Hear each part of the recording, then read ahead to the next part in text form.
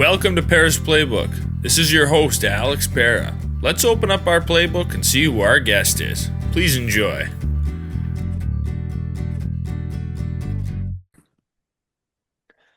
Welcome to episode 195 of Pera's Playbook. Today we're joined by Nick Wyman. He's an actor who's been in movies such as Planes, Trains, and Automobiles, Die Hard with a Vengeance, Funny Farm. And he's also done Broadway shows like Phantom of the Opera, Les Mis, Dirty Rotten Scoundrels, many, many more. He's had a wonderful career, and we're going to dive into some of those projects and some other stuff. We're happy to have Nick here. How's it going? Yay! I'm doing well. Life is good by me. Yeah, So that's I'm a lucky awesome. guy. I'm a lucky guy. I'm very fortunate. So, I mean, I have had a nice career, which is not easy to do, no matter, whether you have skills or not. And I have many people who will tell you, testify that I have no skills. So, it's all the more remarkable, and I'm just that much more fortunate. Yeah. Well, how did you get into acting? When did you become interested in acting?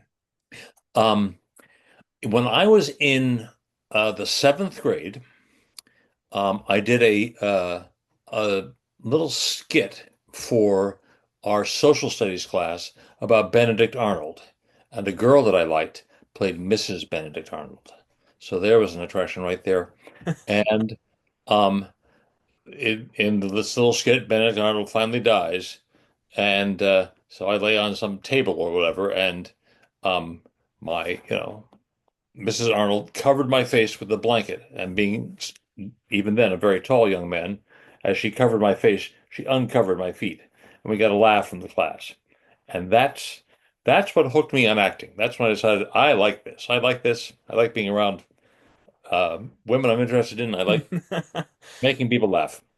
So I mean, I did plays in high school. I did musicals in the summer after whatever, and I never thought I was going to do this for a living because it's a pretty dicey proposition to be an actor. And also, I used to be very smart, and I thought it's a waste of my brains to be an actor. I should go do, I don't know what. So I was going to be an English professor, which is like, well, that's maybe a waste of everything. But the my, the English department told me my senior year in college that the my grades weren't uh, were too erratic to warrant having a senior member of the faculty read my thesis, so I needn't bother writing one. If I didn't write a thesis, I wasn't going to graduate with honors. I didn't graduate with honors. I wasn't going to be able to get into a decent, you know, um, grad program, and it would be even harder to become an English professor than it was going to be an actor. So what the hell? I'll go be an actor. So I went to acting school in New York for a couple of years, and I've been doing it ever since. Well, it clearly worked out. Did you play sports growing up? You're a tall guy. Did you play basketball or I stuff? was a huge disappointment, not only to my parents, but also to every basketball coach at every school I went to. They thought, "Oh, here's our state championship. Look at this guy, and he can't jump worth a damn, and he doesn't have any coordination." Well, that's not gonna happen. So no, I played soccer, tennis, squash. I rowed a little bit when I was in college. Um, I'm not I'm not really good at any sports, but I played a little bit of sports. I was the ping pong champion uh, in my dorm in college. So there's that, and I used to play on the Broadway Show League softball team. And I once hit 700 in the Broadway Show League, which had a very sort of like generous scoring system. Like that should be considered an error, but no, we're going to call it a hit. Well, I mean, that's fun. Yeah, I played like some slow pitch softball, different stuff, and it's fun, kind of laid back sports. That's the way to do it. Play laid back sports, not overly competitive, just for leisure. Yeah. My contact with sports at the moment is that I am in two fantasy baseball leagues. I'm currently number one in each league. Thank you very much. So, Oh, wow. There you go. I've never done fantasy baseball. I always do fantasy football. I had some friends that got me in fantasy hockey. Um, but I found I found some of those sports to be hard with fantasy because you have to edit your lineup so much. I would forget, and then I'd have guys that aren't playing in my starting lineup, and then Yeah, yeah, yeah. yeah. To do it right, you have to waste a lot of your time. So it's like Yeah. Are you a big baseball guy? I enjoy baseball. In one of my leagues, I have a co-manager, and he always razzes me because he watches baseball a lot, and I rarely watch baseball because my wife doesn't like to watch baseball, and I like to do what my wife likes. But yeah, I enjoy baseball a lot. Yeah, I like it's hard to watch on TV. I mean, I love going to a real game. If you can Mhm. go to I've been to a Cubs game, some White Sox games, and stuff. I mean, lots of fun to go to a real ballpark and watch a Yeah. game. It's a little slower on TV, but you know. Are you a Tigers fan? No, no, I'm actually I don't know if you can see it over in the corner there, but I'm a Diamondbacks Oh, fan. Kind Diamondbacks, D-backs. of Okay, all right. It's kind of random. I actually don't root for any sports teams in Michigan. I liked when I was younger, I liked to be different, so I picked all kinds of different teams, most of them with no real reason, and I've just been rooting for them ever since being a kid, you know? Well, you done well by the Celtics recently, and the Diamondbacks were good last year and were supposed to be good this year, and it's been a disappointment. Yeah, they're gonna be probably sellers at the trade deadline, unfortunately. So who knows where Eugenio Suarez will go, but he's going someplace. Yeah, he'll be a big pickup for whoever gets him. Yeah, and they'll get some good stuff in return, and it'll all be good. Yep, yep, yep, exactly. If you can't win this year, well, maybe you can win next year. Yeah, Burns will be back, and he'll Yeah. shut it. Yep, yep. The injury bug gets you. You know, you have a sports team, you think, oh man, we've got the perfect roster until half of the people get hurt, or that's just part of sports. It's part of the business. Well, let's dive into some of your films, and let's start with planes, trains, and automobiles. That was my family's tradition every Thanksgiving growing up. Well, when I was younger, I wasn't allowed to watch it because it's rated R. But once I got old enough, I was allowed to I watch would it. rated R, really? Yeah, Okay. yeah. Well, Yeah, all the F-bombs. Well, I think okay. Yeah. that's the only reason. He's got that when he's at the rental car there. He says about 30 of them, and I think that was enough to make it rated R. Um, uh, but yeah, every night before Thanksgiving, growing up, we watched it. So when you agreed to come on the podcast, I sent my mom a picture of that scene, and I said, "Name the movie," and she replied, "Anyone who would pay $50 for a cab would certainly pay 75." Uh, yeah. It's a wonderful little scene. I love the scene. I like the movie, but it was a wonderful scene, and it was lots of fun to do, and it's interesting because uh, Chris Columbus, who was also a screenwriter, was a um, uh, he I guess he wrote it, and John Hughes directed it. I'm trying to think of. I should look this up. Anyhow, whichever one of them it who was the director. Um, we were shooting uh, on the uh, on the streets of New York, and so it was unbelievably expensive. And yeah, so anyhow, I think it was John Hughes. I think Chris Columbus wrote it, and I think John Hughes directed it. Anyhow, Yeah. he was having the best time directing this scene, and he would say, come up to me and say, "Oh, okay, say this." Um, okay, now say this. He kept feeding me extra lines, various things. We try various things, and um, uh, I mean, I think anybody who paid $50 for a cab would certainly pay 75. Um, I think that may have been one of the lines that we threw in there at the last minute. Um, but I can remember thinking, oh, this is going to be just a great little chunk of film for me because it's maybe the second movie I'd ever done, and I couldn't wait to see it. And they had this, and then I see the movie, and it's like there's Steve Martin saying his line, you see Steve Martin, and then I say my line, and you see Steve Martin reacting to my line. So it's mostly Steve Martin. And occasionally I show up in there, but it was not the tour de force of of Nick Wyman that I thought it was going to be. It was not all my hilarious reactions, I thought, to his lines. You know, mostly Steve Martin. But it's a delight, and it's I enjoy um, kidding my all my lawyer friends with the you're a thief. Close, I'm an attorney. Yeah, have a happy holidays. This will help, you know. So doing that scene, I mean, even though you were mainly interacting with Steve Martin, did you get to meet John Candy and Oh, and sure. Yeah, Kevin yeah. Bacon because he was just prior to you, or Yes, Kevin was there. Uh, just sort of a nod to Kevin, but yeah, I definitely met John Candy and Steve Martin, of course. Um, and it was very interesting.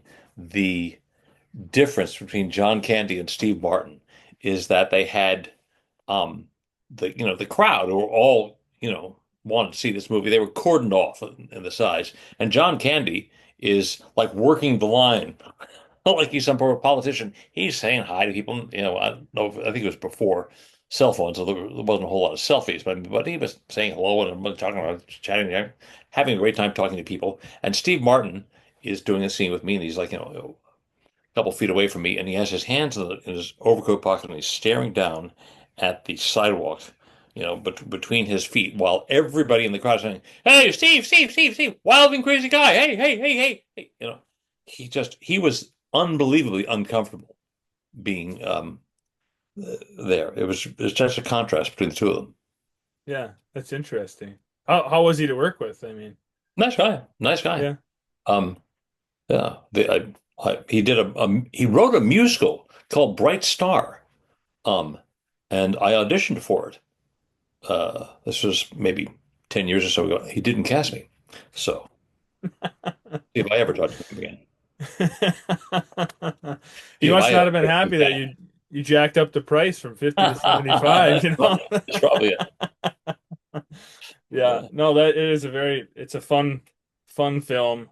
Um, and it's a, small scene, but it's obviously recognizable. All I did was text my mom a picture and she knew exactly what I was talking about. So, fun little cameo appearance It in a was. film. It was a cool thing.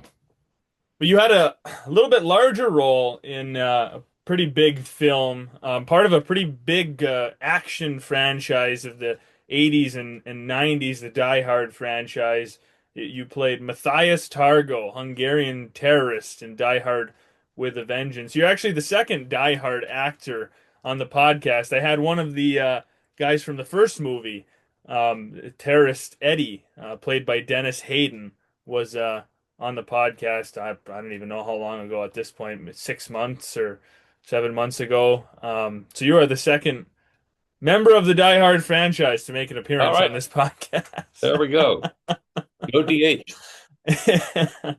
I thought, well, I'd never seen the second and third film until we scheduled this. I'd seen the first one multiple times, and then I said, well, I have to watch the second one if I'm going to watch the third. And so Oh, that's not last, true. That's definitely not true. John Mc, uh, John McTiernan, who directed the first one, is a brilliant director, brilliant action director. He did not direct the second one. They didn't meet his price, and they felt, oh, we don't need him. So they got some guy, and they didn't get a good screenwriter. And it was like yeah, the third one's really good. I mean, they got good people. They went all out. They got Jeremy Irons and Sam Jackson yeah. and McTiernan, and I think it made the difference. So Yeah, well, it's a very interesting plot. At the start of the movie, we think he's just this psycho wacko who wants to play Simon Says and bombs all over the city and go here and wear this sign and answer this phone and Mhm. before you then figure it out that they're gonna pull off the biggest bank heist in the world, it was an intriguing plot. They didn't just tell you right away. The first movie, right away what they're there for. They pretty much say it right in the beginning of the movie. Yeah, we're here. We want your bank codes. We want all your money. Um, but I liked how in the third one, maybe halfway through the film, once you guys show up at the with all the construction equipment, then we figure it out. You guys are robbing a bank, and there's no bombs in schools, and he was just pulling everybody's leg. And so I thought it was a really good plot, good story. Yeah, it's fun. It was originally, I think they were casting around for a title for it. Um, Die Hard Simon Says, or maybe Simon Says Die Hard, which wouldn't make sense. But and then they had Die Hard New York because it was set in New York, and I can remember the director came up to me one day and said, "I've got it, Die Hard with a Vengeance." I was like, "Oh, great!" Thinking, "What? Okay, fine. Who cares? Fine, but whatever." But yeah, it was a clever plot, and they had lots of New York actors in it, so that was fun to do it with a bunch of New York actors, and um, it's a it was tell um, people you should know many of these tedious anecdotes can be found in a book I wrote called "Climbing Rejection Mountain: An Actor's Guide to a." I will get this. I can't even remember the subtitle of it myself. An actor's path to success, stability, and self-esteem. Oh, There we go. So, it's funny too. But anyhow, the I tell people in the book about the fact that when I auditioned for it, um, they I was auditioning to play one of the bad guys, and they had all the bad guys read the lines of this guy Matthias Targo, who was described in the script as 35, small, dark, he never smiles. So okay, I was 45. I was not small, I was not dark, and I smiled a fair amount. Um, anyhow, so I went in and did this scene and read the lines, and I got a call from my agent and said, "You got it. They cast you. You're in the part. You're in the movie." I said, "Okay, what role do I have? The role you auditioned for." "Yeah, I don't know, but which one of the bad guys am I? No, the guy you, that guy." So so evidently, just shows you that you, you may not be the screenwriter's idea of the role, but you may be the director's idea of the role. And John McTiernan had Alexander Goodenough, who would play sort of my version of the bad guy sidekick in the first movie is a yeah, tall blonde guy with long blonde. So yeah, maybe that was it.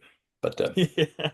I think your character, I can't picture him as a short guy. Like I don't know. Once you see the movie, you see this big, tall, right? When you get in a fight with Bruce Willis and you're kind of throwing him around, I mean that wouldn't really fit if he was a short little guy. he would have had a tougher time. Yeah, for whatever reason, McTiernan decided that all of the bad guys, all would be these huge blonde guys.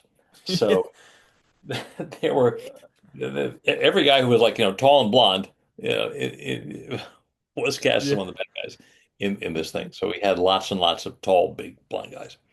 Um, Yeah, there was that one of the other henchmen. Well, I think I had to be like 6'7", 6'8", or I don't know. There's a oh yeah, scene where yeah. they There were some 6'7", 6'8", 6'9" guys. It was like I was far from the hardest guy there, so which is odd. But Yeah. So obviously you filmed parts of it in New York, but did you guys have special sets built to replicate the Federal Reserve, the scene where you're driving all the equipment down and you're drilling holes and did you have special sets built for all that? yeah, yeah, we did. The uh, the we shot on the streets of New York and down in the Wall Street area with all the trucks and everything going into the thing, and there was a uh, some sort of construction site there that was going to have a big building. So we were able to use that construction site as sort of like as a thing for to show trucks going down into a hole or something like that, I guess. Um, but and the elevators and things like that in the bank that was in New York. Um, but the actual uh, um, the other stuff was shot down in South Carolina. down near Charleston in Goose Creek, I think it's called, South Carolina, and they built this big set for the subway for where the train car comes careening, sweeping across um, the platform.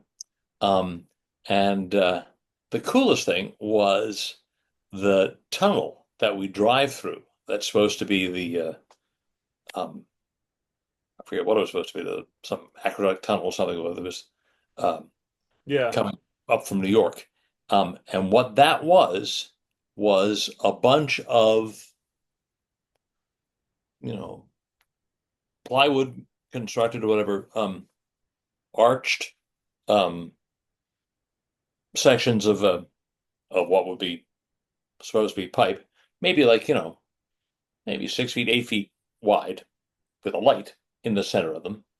Um, and they would space them every 20 feet or something in this field. And at night, when they turned the lights on, it looked like a pipe. It was astonishing. If you ever go back and look at the movie, it's like, wow, that's in between those lights. It's just a field. I mean, you could turn the truck that way and come that way. Uh, but yeah, it was cool.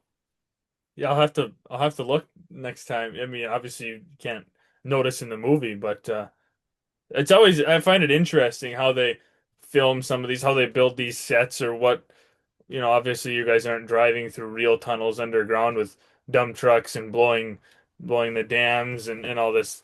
How did they do it? What did they make for a set? Obviously they didn't let you blow a real hole in Wall Street. So, how'd you film that? I find the behind the scenes of stuff very interesting with different films. Yeah, it's lots of fun. I mean, my driving, they had me. I got to drive a variety of big trucks around Lower Manhattan for a while. And then when we actually filmed the scenes of me driving, the I was being towed by another vehicle, so I didn't have to drive anything at all. But one of the a guy named Joe Zaloom played one of the drivers who is like sort of hijacked by Bruce Willis, and he's sort of like crouching and hiding in the truck, and they get him out of there, and Bruce Willis takes over the truck. Um, but Joe had to actually drive his truck, and he was terrible at driving his truck. So that was a bunch of takes that we had to redo to get Joe to get that correct. But it was fun. That's I mean, funny. yeah,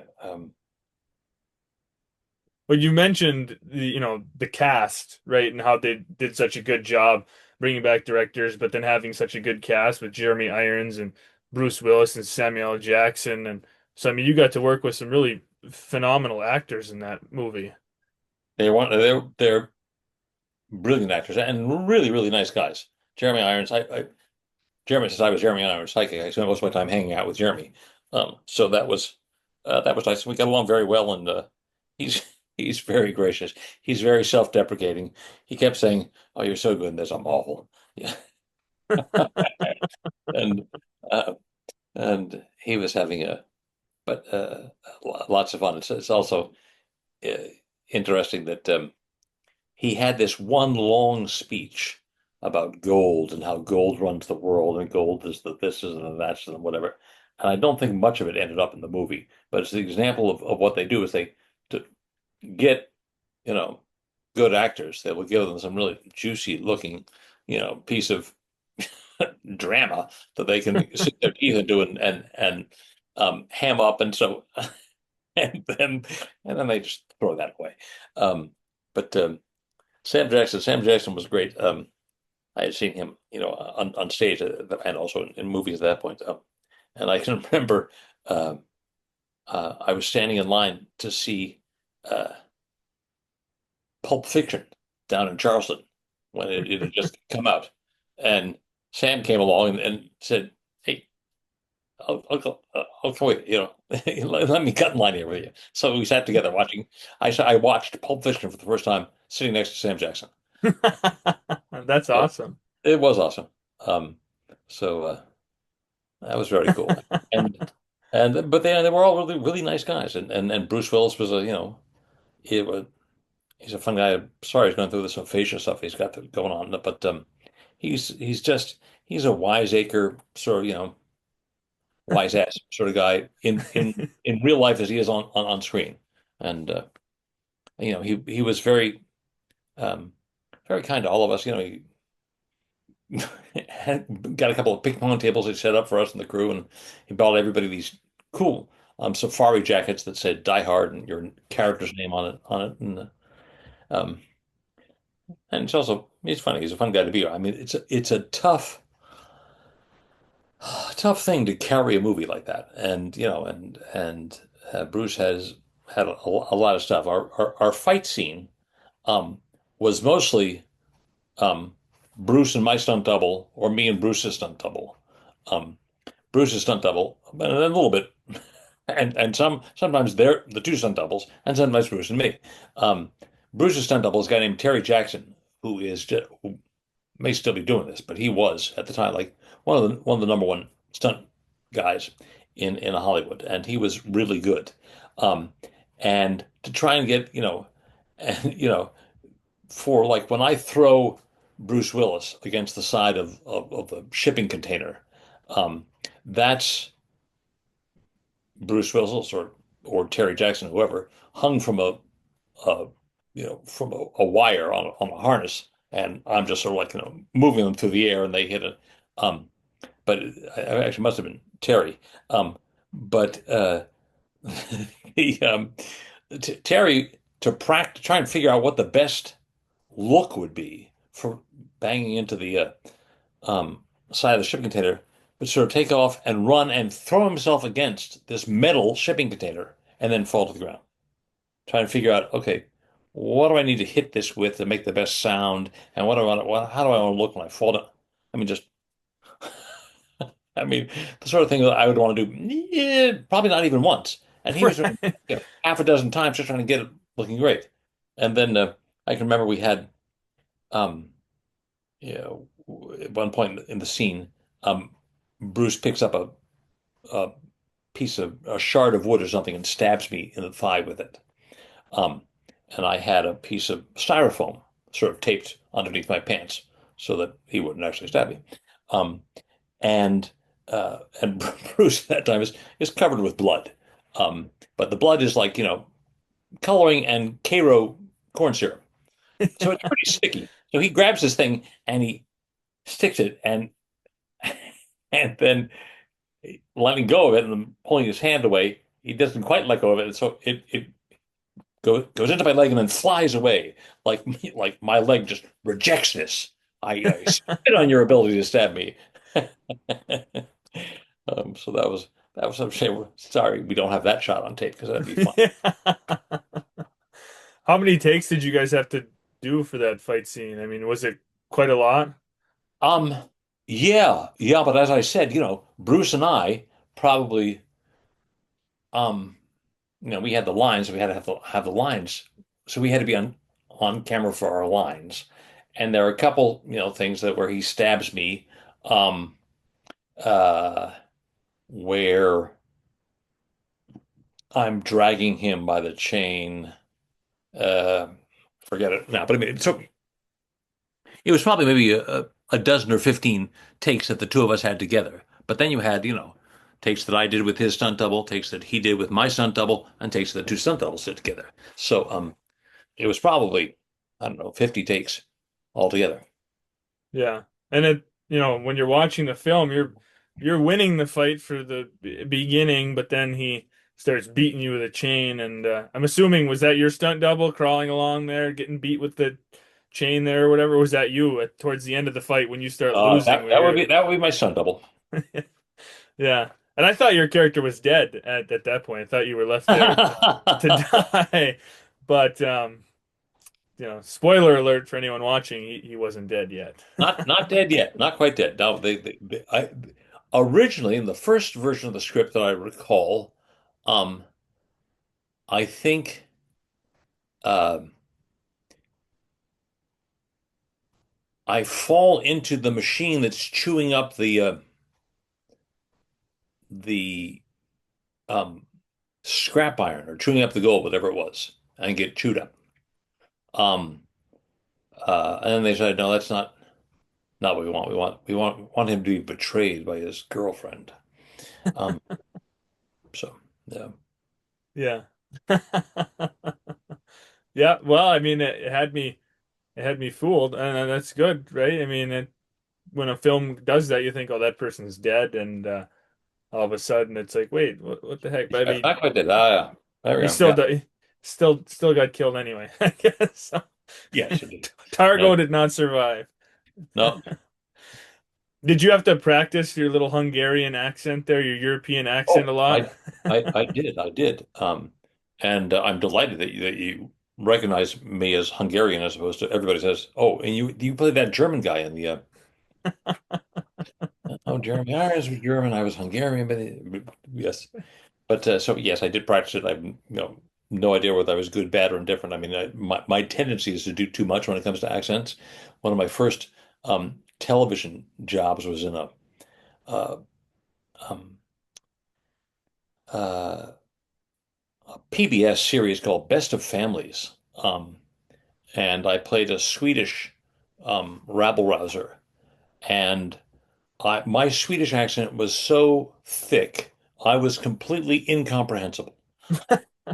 The director kept saying, less, Nick, less. No, no, no. We need your bird. Yes, what? We I thought need your your bird.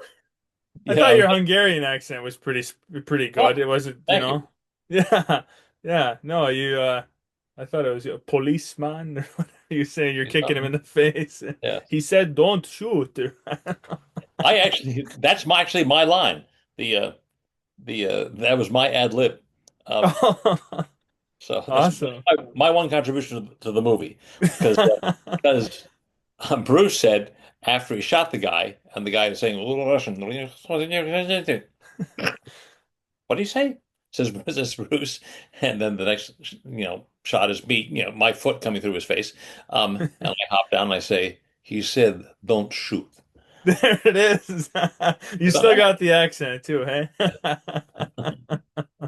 Yeah. I love it. Awesome. Yeah, it's a good film for anyone who hasn't seen it. And you really don't have to watch the other ones to follow the plot. I mean, it's you can even if you hadn't seen the first one, I feel like you could watch it and still follow it. Oh yeah. No, it's So not. I'll, yeah. yeah, don't want to give away too many spoilers, but so you've also done a ton of theater work, Broadway stuff, off Broadway shows. Were you in the first Phantom of the Opera on Broadway? I was part of the original cast. Indeed, I was one of the two managers of the opera, Monsieur Firmin. Um, and I and a guy named Chris Groendahl played the two managers with Michael Crawford and Sarah Brightman and that gang. Um, it was it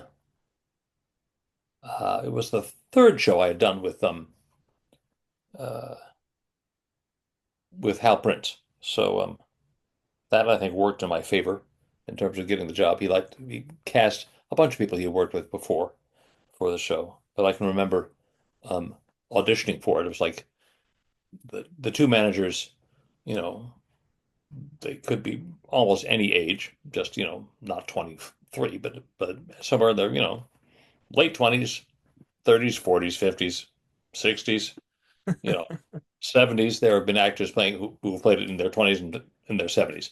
Um, and not a huge vocal range. So they had dozens and dozens of Broadway actors come in to audition for these things. And for whatever reason, I tickled Hal Prince. Hal Prince is a fancy with my hijinks in the audition, and after a while, it became who works best with Nick.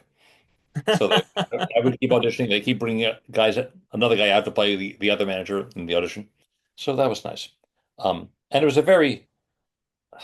a cool thing to do because it was such a high profile, thing. It had lots and lots of hype and the big, huge opening, and it was very cool.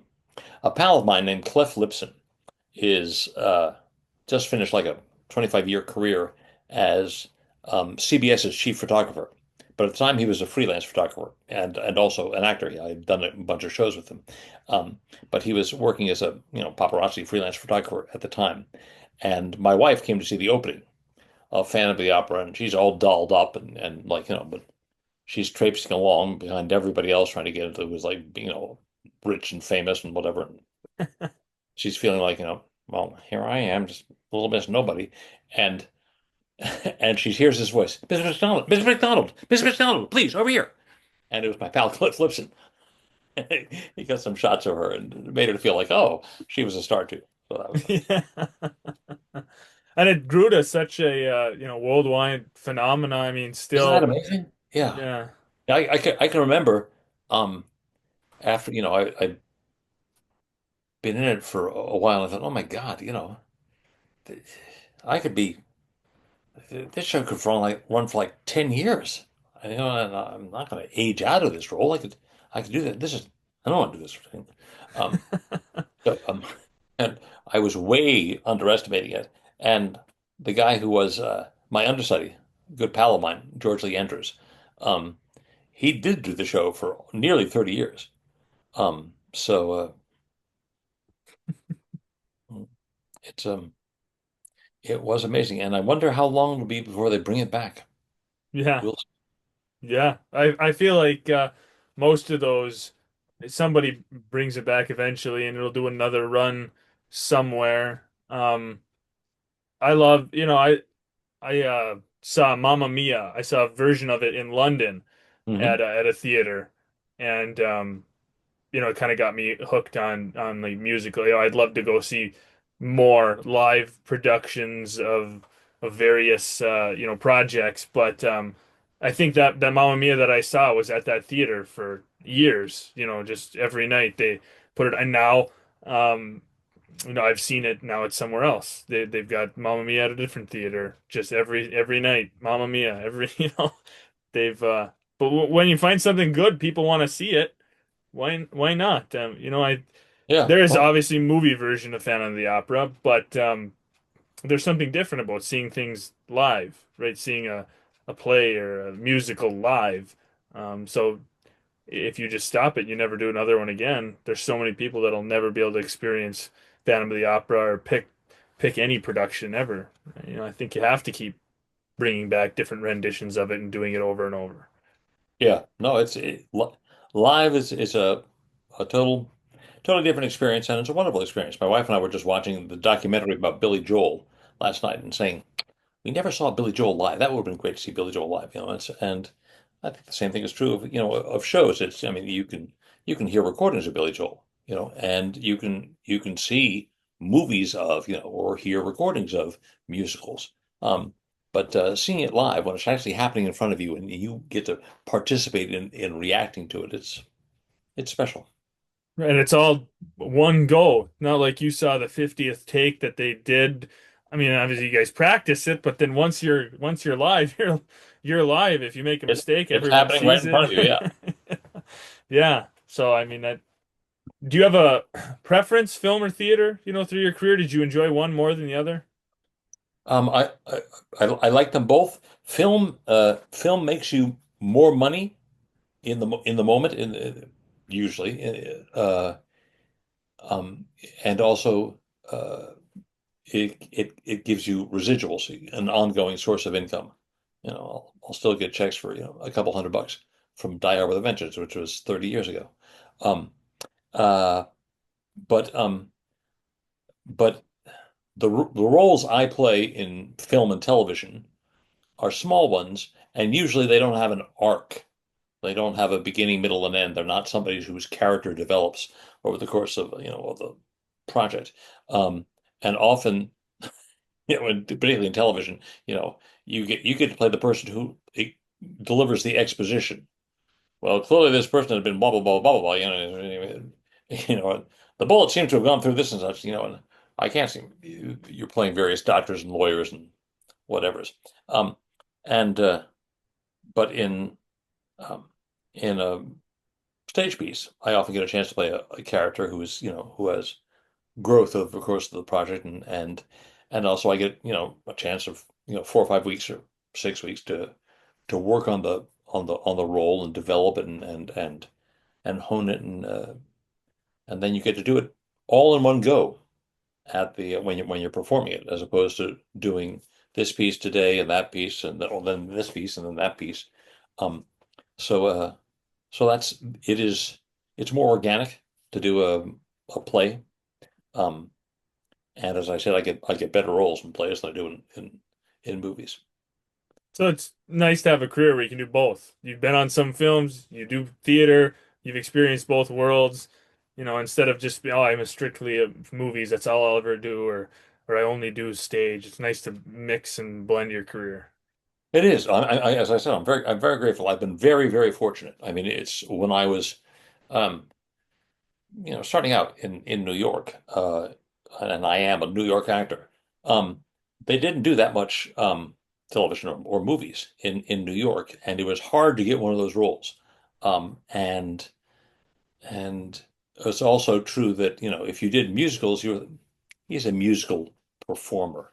He's not a serious actor. So, but but I've been able to do, both plays and musicals on Broadway, and I've been able to do, a bunch of television and film. And so I'm grateful that I've been had a lot of variety to what I do. So I'm Yeah. lucky.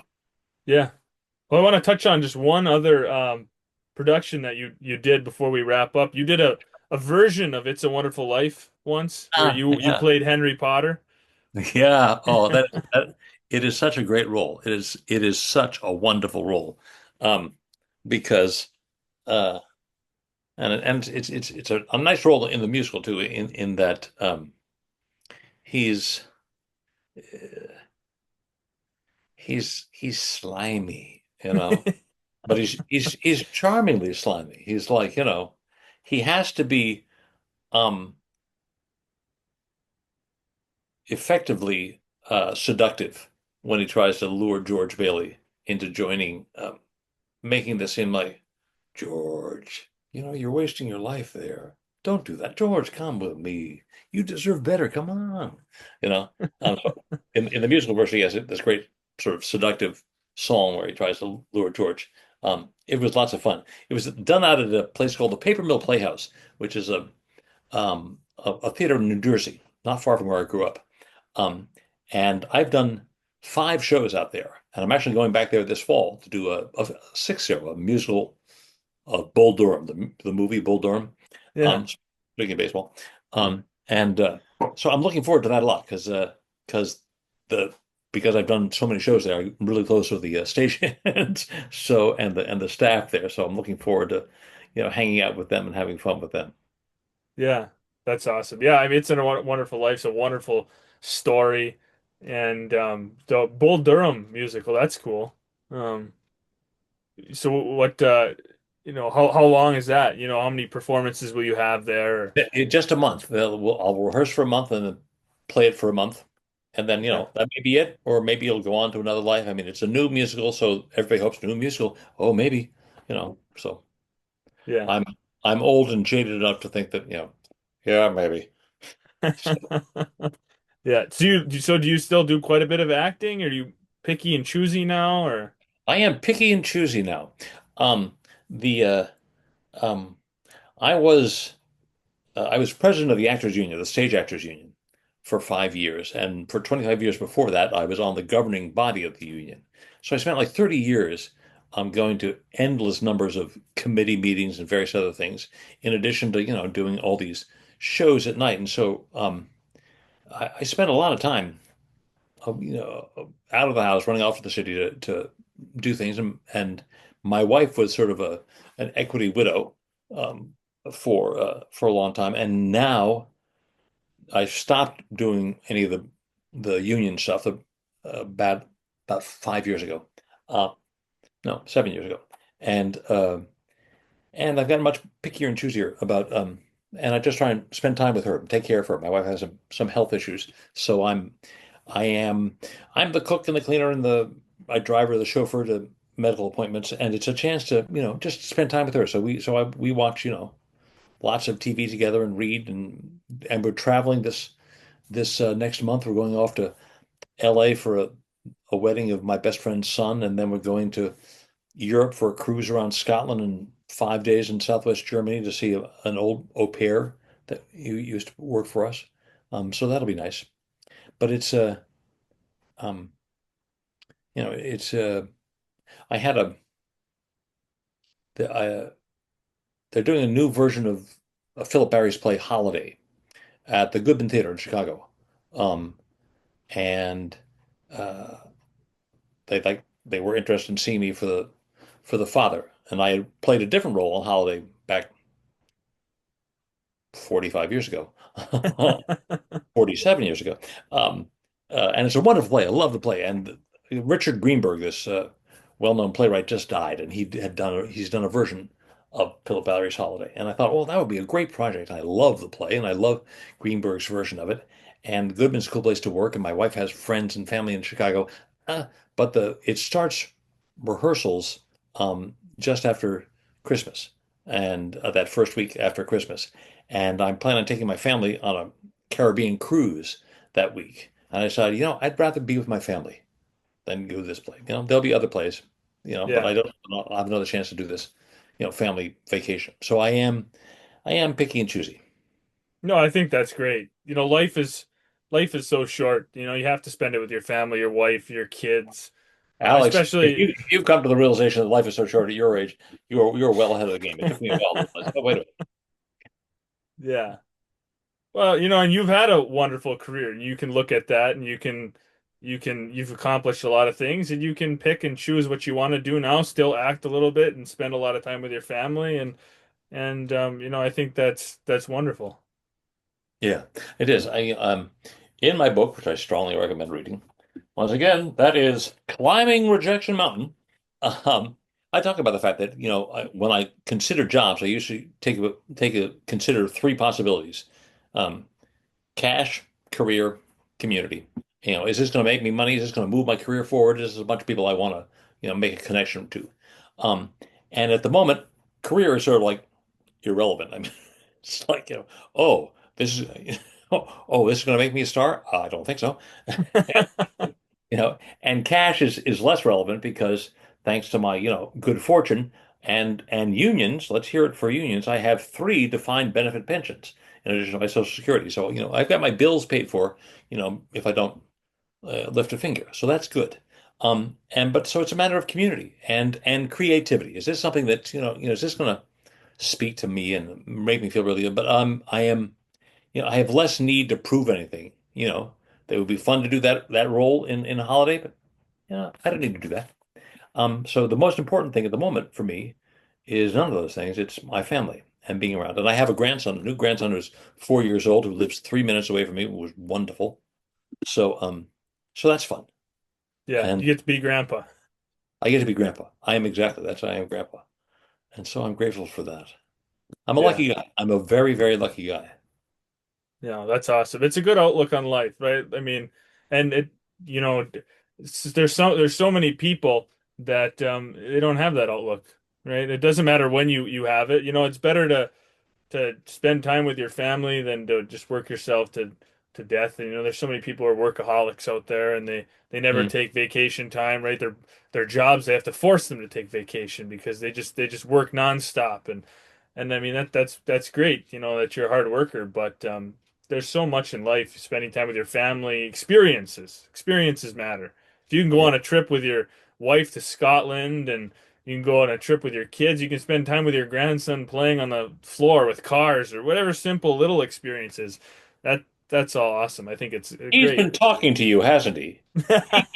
He keeps trying to get me to play on the floor with cars. That little rat. I should have known better. Oh, that I'll get Yeah, that's awesome. I'm glad to hear that. And I appreciate you taking some time out of your afternoon to come on and talk about your life and some of your experiences and your roles. It's been a pleasure speaking with you. Thanks, Alex. It's been a pleasure talking to you too. And buy the book. There's lots more anecdotes in there, and I'll send you some other stuff I've written about these things, and you can take a look at that. Yeah, Um, sounds good. Thanks for listening. Please stay tuned for more episodes soon.